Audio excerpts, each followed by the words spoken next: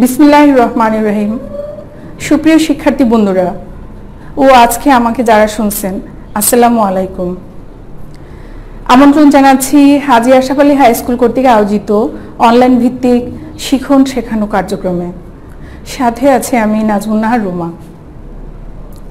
শিক্ষার্থী বন্ধুরা, আজ আমি তোমাদেরকে নবম ও দশম শ্রেণীর পরিণতি ও নাগরিকতা বিষয়ের প্রথম অধ্যায়টি নিয়ে আলোচনা করব। প্রথম অধ্যায়ে আমাদের আলোচনা পর্বে আজকে যা যা থাকছে চলো বন্ধুরা একটু দেখে নেই। আমাদের আলোচনা পর্বে আজকে থাকছে সমাজ কাকে বলে, সমাজের বৈশিষ্ট্য, রাষ্ট্র কাকে বলে, রাষ্ট্রের উপাদান। চলো বন্ধুরা, তাহলে আজকে আমরা আমাদের মূল আলোচনা পর্বে চলে যাই। প্রথমেই আমরা জানব সমাজ কি বা কাকে বলে।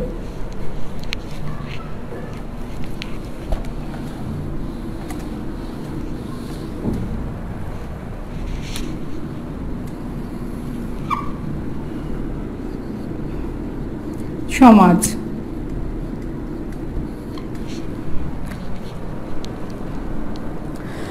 সমাজ বলতে আমরা সেই সংঘবদ্ধ জনসমষ্টিকে বোঝাই যারা কোনো সাধারণ উদ্দেশ্য সাধনের জন্য একত্রিত হয়ে, অর্থাৎ একদল লোক সাধারণ উদ্দেশ্য সাধনের জন্য যখন একত্রিত হয়ে দলবদ্ধভাবে বসবাস করে এবং তাদের দলবদ্ধতার পেছনে একটা উদ্দেশ্য নিহিত থাকে। আমরা মানুষ সামাজিক জীব, সমাজে আমরা বসবাস করি, সমাজে বড় হই, আর এই সমাজ থেকেই আমরা অনেক কিছু শিখে থাকি। এই সমাজে সুন্দরভাবে বসবাস করতে হলে আমাদেরকে একে অপরের মিলেমিশে থাকতে হয়।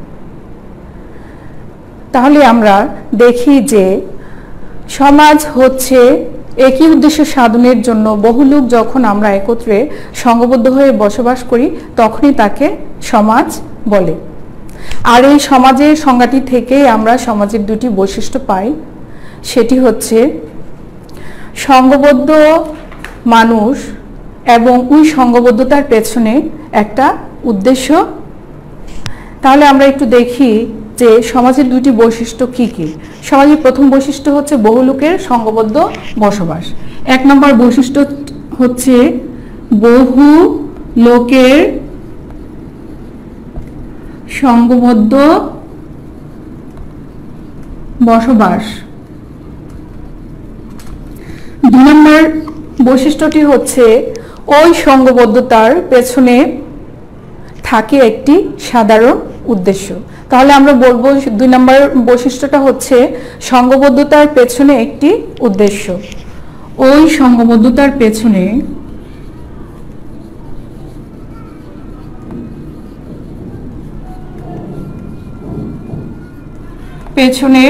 একটি সাধারণ উদ্দেশ্য।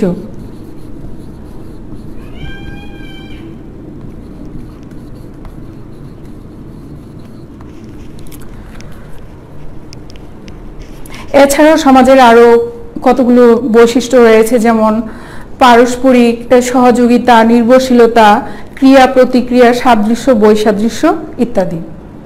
সমাজের সাথে মানুষের সম্পর্ক আমরা দেখি যে একটা অবিচ্ছেদ্য। মানুষকে নিয়ে সমাজ গড়ে ওঠে, আর সমাজের বহুমুখী কর্মকাণ্ডে মানুষ নিজের প্রয়োজনের জন্য, বহুমুখী কর্মকাণ্ড মেটানোর জন্যই একত্রে সংঘবদ্ধ হয়ে বসবাস করে থাকে। আর এই সমাজের মধ্যে আমরা দেখি যে মানুষ কি করে থাকে, তার মানবীয় গুণাবলী ও সামাজিক মূল্যবোধের বিকাশ ঘটিয়ে থাকে। সমাজকে সভ্য জীবনযাপনের আদর্শ স্থান মনে করে বলে মানুষ তার নিজের প্রয়োজনেই সমাজ গড়ে তোলে। গ্রিক দার্শনিক অ্যারিস্টটল তাই বলেছেন, যেই সমাজে বসবাস করে না সে হয় পশু, না হয় দেবতা। তিনি আরও বলেছেন যে মানুষ স্বভাবতই সামাজিক জীব। তাহলে আমরা দেখি যে বস্তুত মানুষ জন্ম থেকে মৃত্যু পর্যন্ত সমাজে বসবাস করে এবং সামাজিক পরিবেশে সে নিজেকে বিকশিত করে। শিক্ষার্থী বন্ধুরা, তাহলে আজকে আমরা কি জানলাম? আমরা জানলাম যে সমাজ কি। সমাজ কি? সমাজ হচ্ছে একদল সংঘবদ্ধ লোক যখন একত্রে বসবাস করে এবং তার সংঘবদ্ধতার পিছনে একটা উদ্দেশ্য থাকে। আর সামাজিক বৈশিষ্ট্য আমরা দুটি বৈশিষ্ট্য লক্ষ্য করলাম, একটি হচ্ছে কি বহু লোকের সংঘবদ্ধ বসবাস এবং অপরটি হচ্ছে তার সংঘবদ্ধতার পেছনে একটি সাধারণ উদ্দেশ্য। তাহলে আমরা দেখি যে আমরা সমাজে কি করি, জন্মগ্রহণ করি, সমাজে বড় হই, আর এই সমাজে একদিন আমরা মৃত্যুর কোলে পতিত হয়। আমাদের দ্বিতীয় পর্বে আছে হচ্ছে রাষ্ট্র। আমাদের দ্বিতীয় যে আলোচনা বা শিখন পর্ব, এই পর্বে রয়েছে কি রাষ্ট্র।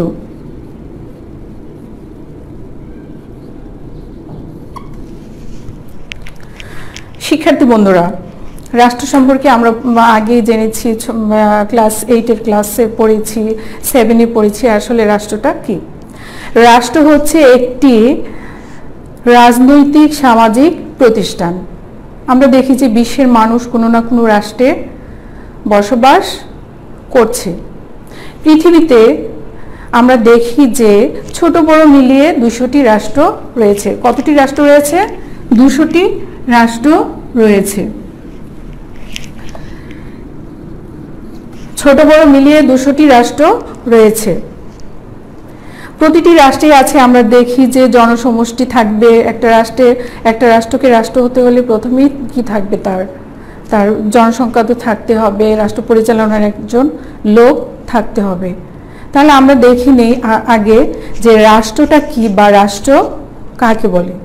সাধারণত রাষ্ট্র বলতে আমরা বুঝে থাকি যে বহু লোক যেখানে সংঘবদ্ধ হয়ে বসবাস করে থাকে, তাদেরকে পরিচালনার জন্য একটা প্রতিষ্ঠান থাকে, সেটাই রাষ্ট্র।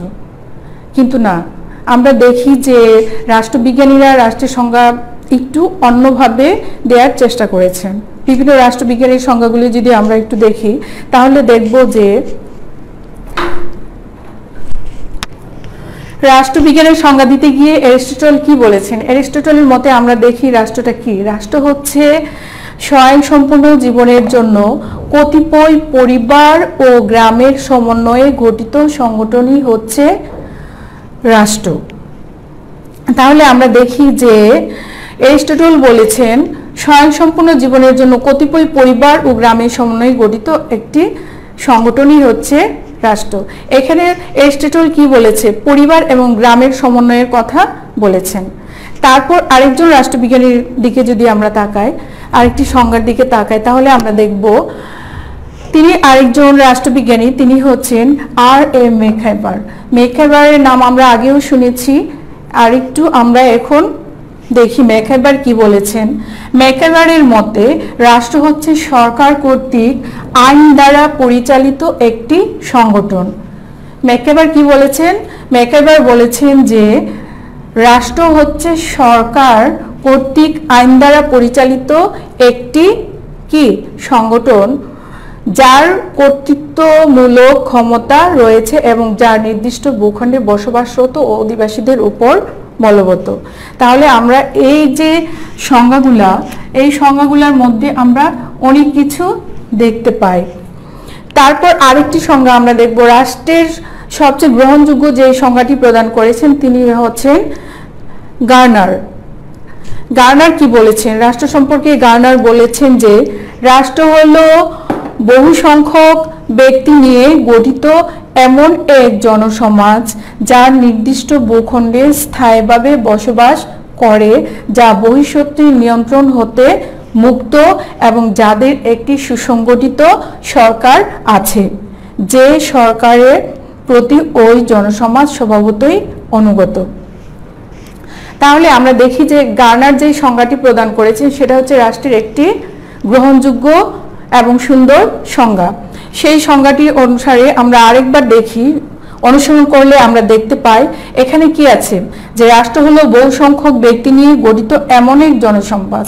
এখানে কিন্তু ব্যক্তির কথা বলা হয়েছে, জনসমাজ, ব্যক্তি এবং জনসমাজের কথা বলা হয়েছে, যার নির্দিষ্ট ভূখণ্ডের কথা বলা হয়েছে, একটা নির্দিষ্ট ভূখণ্ডের কথা বলা হয়েছে এবং যা বহিঃশক্তি নিয়ন্ত্রণ হতে মুক্ত এবং যাদের একটি সুসংগঠিত সরকার আছে, যেই সরকারের প্রতি ওই জনসমাজ স্বভাবতই কি অনুগত থাকবে।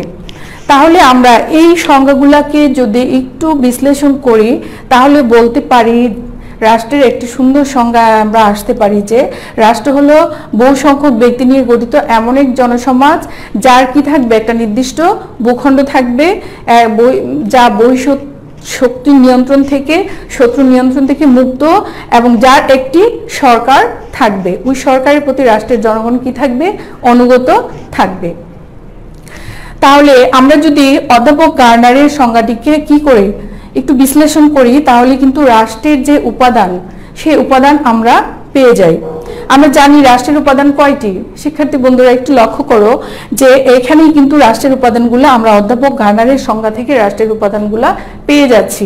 এখানে কি বলা হয়েছে যে বহু সংখ্যক ব্যক্তি নিয়ে গঠিত এমন এক জনসমাজ।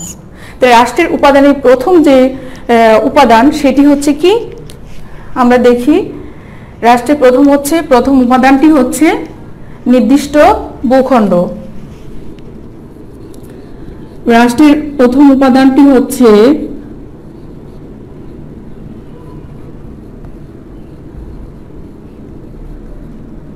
উপাদান কয়টি আমরা জানি, 4টি। এর মধ্যে প্রথমটি হচ্ছে, 1 নম্বর হচ্ছে কি, জনসমষ্টি।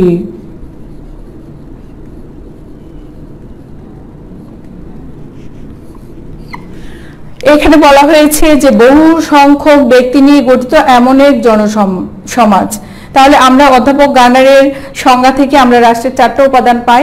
প্রথম উপাদানটা হচ্ছে কি, জনসমষ্টি, আর দ্বিতীয়টা হচ্ছে নির্দিষ্ট ভূখণ্ড। এই যে এখানে আমরা দেখি এই যে নির্দিষ্ট ভূখণ্ড। দ্বিতীয় উপাদানটা হচ্ছে নির্দিষ্ট ভূখণ্ড।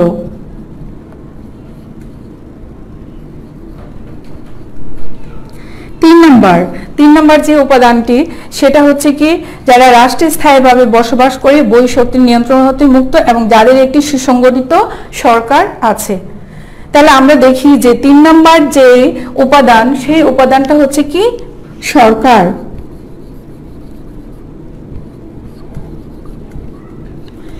আর 4 নম্বরে আছে বহিঃশক্তির নিয়ন্ত্রণ হতে মুক্ত। সেটাকে আমরা কি বলতে পারি, যে সার্বভৌমত্ব। 4 নম্বরে আছে সার্বভৌমত্ব।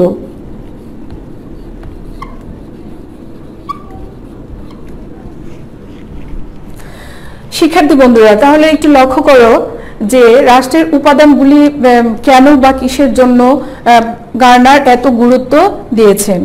আমরা জানি একটি রাষ্ট্রকে রাষ্ট্র হতে হলে তার কিছু উপাদান প্রয়োজন। সেই রাষ্ট্রকে যদি রাষ্ট্র হিসেবে পরিগণিত হতে হয় তাহলে কি হবে, একটা রাষ্ট্র 4টি উপাদান থাকতে হবে। এই 4টি, প্রথমটি হচ্ছে জনসমষ্টি, দ্বিতীয়টি হচ্ছে নির্দিষ্ট ভূখণ্ড, তৃতীয়টি হচ্ছে সরকার এবং চতুর্থটি হচ্ছে সার্বভৌমত্ব। তাহলে শিক্ষার্থী বন্ধুরা আমরা একটু দেখি যে জনসমষ্টি কি। রাষ্ট্র গঠনের অপরিহার্য প্রথম যে উপাদান সেটি হচ্ছে কি, জনসমষ্টি বা জনসংখ্যা। কোনো ভূখণ্ডে একটি জনগোষ্ঠী স্থায়ীভাবে বসবাস করলেই রাষ্ট্র গঠিত হতে পারে।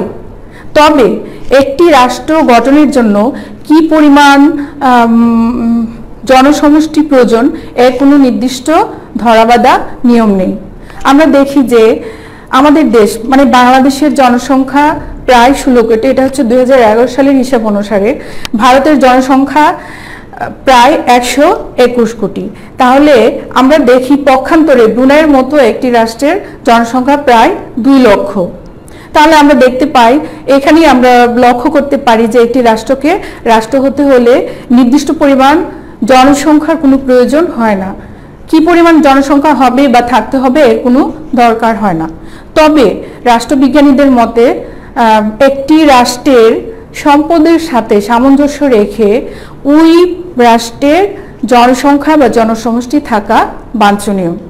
তাহলে আমরা রাষ্ট্রের প্রথম যে উপাদান সেটি আমরা বুঝতে পারলাম, জনসমষ্টি। রাষ্ট্রকে একটি রাষ্ট্র হতে হলে তার অবশ্যই কি থাকতে হবে, জনসমষ্টি থাকতে হবে। জনসংখ্যা বা জনসমষ্টি ছাড়া জনমানবহীন কোনো কিছুই আমরা কল্পনা করতে পারি না। তো শিক্ষার্থী বন্ধুরা তারপর আমাদের 2 নম্বর যে উপাদান সেটি হচ্ছে কি, নির্দিষ্ট ভূখণ্ড। নির্দিষ্ট ভূখণ্ড। রাষ্ট্র গঠনের জন্য নির্দিষ্ট ভূখণ্ড আবশ্যক। নির্দিষ্ট ভূখণ্ড ছাড়া আমরা কি করতে পারি না, একটি রাষ্ট্রকে রাষ্ট্র হিসেবে কল্পনা করতে পারি না। নির্দিষ্ট ভূখণ্ড বলতে আমরা বুঝে থাকি একটি রাষ্ট্রের স্থল, জল এবং আকাশ সীমানাকে। তাহলে নির্দিষ্ট ভূখণ্ড বলতে আমরা কি বুঝে থাকি শিক্ষার্থী বন্ধুরা, একটু লক্ষ্য করো যে নির্দিষ্ট ভূখণ্ড বলতে আমরা বুঝে থাকি একটি রাষ্ট্রের কি স্থল, জল এবং আকাশ সীমানাকে। একটি রাষ্ট্রকে রাষ্ট্র হতে হলে তার অবশ্যই নির্দিষ্ট ভূখণ্ড থাকতে হবে। আমরা জানি যে আমাদের দেশ 1971 সালে কি হয়েছে, স্বাধীন হয়েছে। এই দেশ স্বাধীন হওয়ার পর আমরা কি পেয়েছি, একটা ভূখণ্ড পেয়েছি যার আয়তন কত, 1,47,570 বর্গ কিলোমিটার। পৃথিবীতে যেমন ছোট্ট আকারের রাষ্ট্র রয়েছে তেমনি বৃহৎ আকারের রাষ্ট্র রয়েছে। পৃথিবীতে আমরা জানি যে চীন, ভারত এসব হচ্ছে বৃহৎ আকারের রাষ্ট্র। আবার আমরা দেখি পক্ষান্তরে ভ্যাটিকান সিটি, তারপরে সুইজারল্যান্ড, এইসব ছোট আকারের রাষ্ট্র রয়েছে। শিক্ষার্থী বন্ধুরা, তোমরা আরেকটা জিনিস লক্ষ্য করো এবং খেয়াল রাখো, সেটি হচ্ছে আমরা জানি যে বাংলাদেশ ও ভারতের মধ্যে স্বাক্ষরিত স্থল সীমানা চুক্তি অনুযায়ী 2015 সালের 31 জুলাই, সনটা তোমরা একটু খেয়াল করো, 2015 সালের 31 জুলাই, 2015 সালের কত জুলাই, 31 জুলাই, 31 জুলাই কি হয়েছে, ভারত এবং বাংলাদেশের মধ্যে স্বাক্ষরিত স্থল সীমানা চুক্তি অনুযায়ী আমাদের কি হয়েছে, আমাদের ভূখণ্ডে কিছু জমি যুক্ত হয়েছে। সেটা হচ্ছে 1041.25 একর জমি। সেটা হচ্ছে তোমরা একটু খেয়াল করো এবং লিখে রাখো, এটা আমাদের বহু নির্বাচনীতেও আসতে পারে। আমরা দেখি যে কত একর জমি যুক্ত হয়েছে,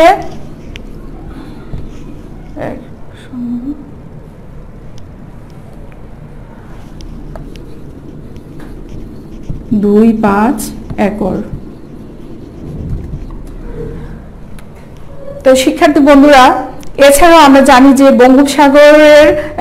বঙ্গোপসাগর এবং মিয়ানমার ও ভারতের সাথে আন্তর্জাতিক আদালতের সমুদ্র সীমা মামলায় আরো কি হয়েছে, একটা রায় বাস্তবায়নের ফলে বাংলাদেশের সমুদ্র সীমার আয়তন আমরা জানি বৃদ্ধি পেয়েছে। সেটাও আমাদের খেয়াল রাখতে হবে এবং আমাদের মনে রাখতে হবে, কারণ আমাদের বহু নির্বাচনীতে এই সংখ্যাগুলা বা এগুলো আসতে পারে। তো বর্তমানে আমরা দেখি যে আমাদের সমুদ্রে 1,11,813 বর্গ কিলোমিটার সমুদ্র অঞ্চল বাংলাদেশের সার্বভৌম কি করে থাকে, অধিকার প্রতিষ্ঠিত হয়েছে। এই যে সমুদ্র সীমা, এই সমুদ্র সীমার এত 1,11,813 বর্গ কিলোমিটার পর্যন্ত বাংলাদেশের কি করবে, বাংলাদেশ সার্বভৌম অধিকার প্রতিষ্ঠা করবে। আমরা দেখি যে গণচীন, ভারত, মার্কিন যুক্তরাষ্ট্র, কানাডা প্রভৃতি রাষ্ট্রের ক্ষেত্রফল বাংলাদেশের চেয়ে অনেক বড়।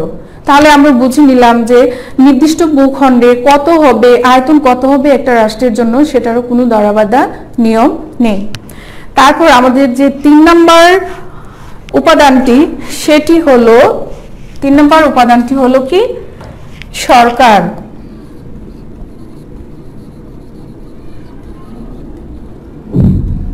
শিক্ষার্থী বন্ধুরা, তোমরা একটু লক্ষ্য করো, সরকার হচ্ছে রাষ্ট্র গঠনের তৃতীয় একটি গুরুত্বপূর্ণ উপাদান। সরকার ছাড়া কিন্তু রাষ্ট্রকে কল্পনা করা যায় না। রাষ্ট্রের যাবতীয় কার্যাবলী কি হয়, সরকারের মাধ্যমে পরিচালিত হয়। সরকার গঠিত হয় আমরা জানি যে 3টি বিভাগ নিয়ে, একটি হচ্ছে কি আইন বিভাগ, শাসন বিভাগ এবং বিচার বিভাগ। সরকার এই 3টি বিভাগের মাধ্যমে কি করে থাকে, রাষ্ট্র পরিচালনা করে থাকে। তাহলে আমরা দেখি যে রাষ্ট্র গঠনের তৃতীয় উপাদান কি, সরকার। আর এই সরকার হচ্ছে কি করে রাষ্ট্র পরিচালনা করে থাকে, তার 3টি বিভাগ নিয়ে, সেটা হচ্ছে কি আইন বিভাগ, শাসন বিভাগ এবং বিচার বিভাগ। সরকারের 3টি বিভাগ আমরা একটু দেখে নেই। বিভাগগুলো হচ্ছে কি আইন বিভাগ,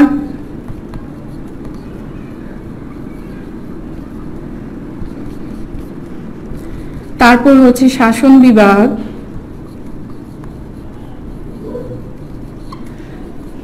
বিচার বিভাগ।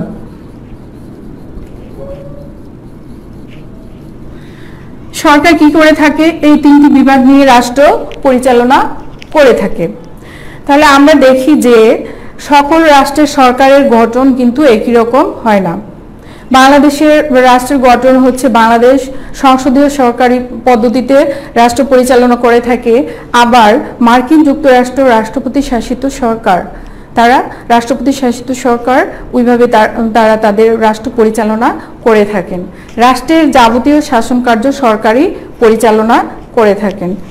তাহলে শিক্ষার্থী বন্ধুরা, আমরা বলতে পারি যে সরকার রাষ্ট্র গঠনের যেই 3 নম্বর উপাদান, সেটি অত্যন্ত গুরুত্বপূর্ণ একটি উপাদান।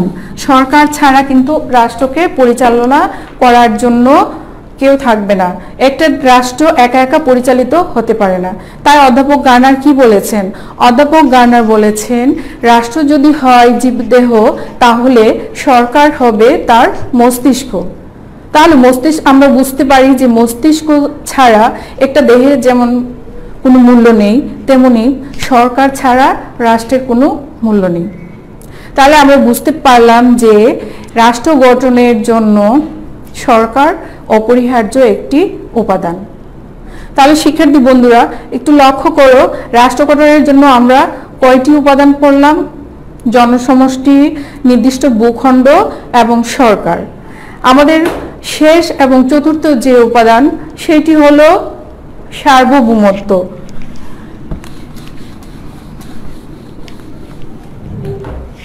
চার নম্বর যে উপাদান, সেটি হচ্ছে কি? সার্বভৌমত্ব।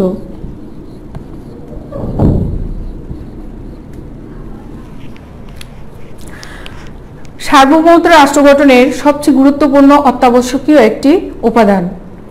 এটি রাষ্ট্রের চরম এবং সর্বোচ্চ ক্ষমতার।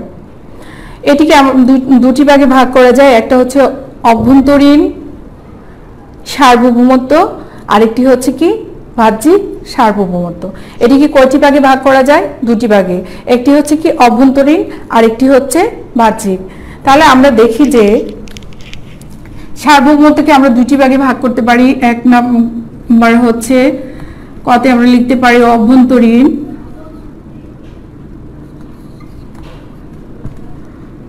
খ হচ্ছে বাহ্যিক। অভ্যন্তরীণ বলতে আমরা কি বুঝে থাকি? অভ্যন্তরীণ বলতে আমরা বুঝে থাকি যে দেশের ভিতরে। অভ্যন্তরীণ বলতে আমরা কি বুঝি? দেশের ভিতরে। আর বাহ্যিক বলতে আমরা বুঝে থাকি কি? বাহিরে। অভ্যন্তরীণ সার্বভৌমত্বের সাহায্যে কি হয়? রাষ্ট্র দেশের অভ্যন্তরে বিভিন্ন আদেশ নির্দেশ জারির মাধ্যমে ব্যক্তি ও সংস্থার উপর কর্তৃত্ব করে থাকে। তাহলে আমরা দেখি যে অভ্যন্তরীণ সার্বভৌমত্বের মধ্যে রাষ্ট্র কি করে থাকে? রাষ্ট্র করে থাকে বিভিন্ন আদেশ নির্দেশ জারির মাধ্যমে ব্যক্তি ও সংস্থার উপর কি করে?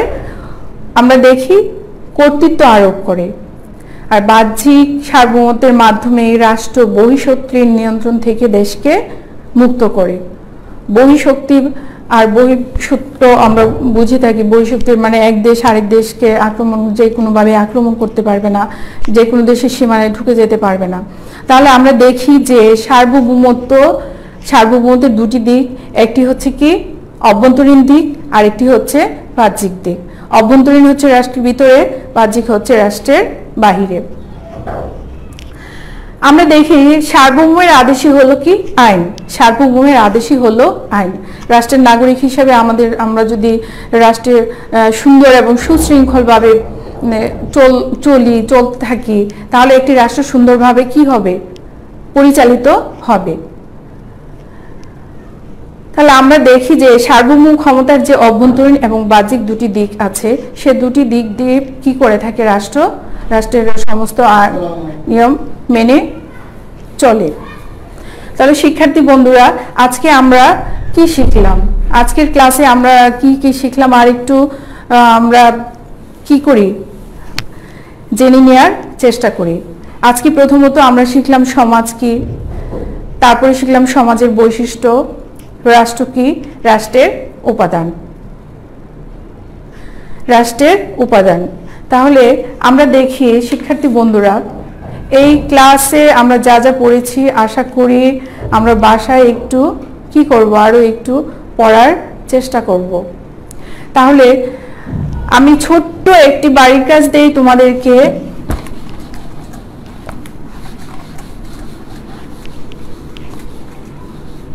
সেটি হলো রাষ্ট্র কাকে বলে?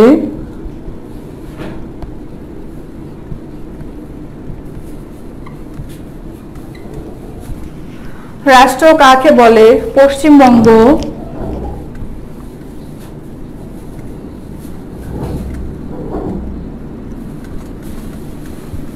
ঢাকা,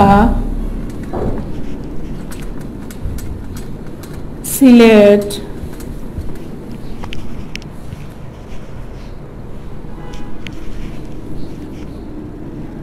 রাজশাহী,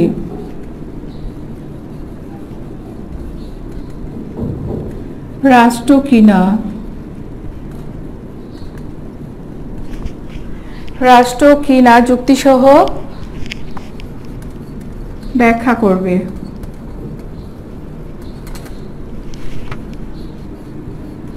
ব্যাখ্যা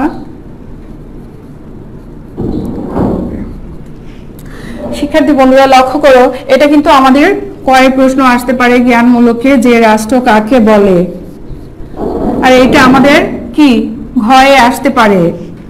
তাহলে আমাদের কি করতে হবে? বাসায় চেষ্টা করতে হবে। তাহলে আজ আর নয়, বাড়ির কাজ অবশ্যই আমরা কমপ্লিট করব, যেহেতু আমরা হাতে এখন অনেক সময় পাচ্ছি, স্কুলে আমাদের আসতে হয় না। প্রত্যেক সাবজেক্টে আমাদের কি করতে হবে?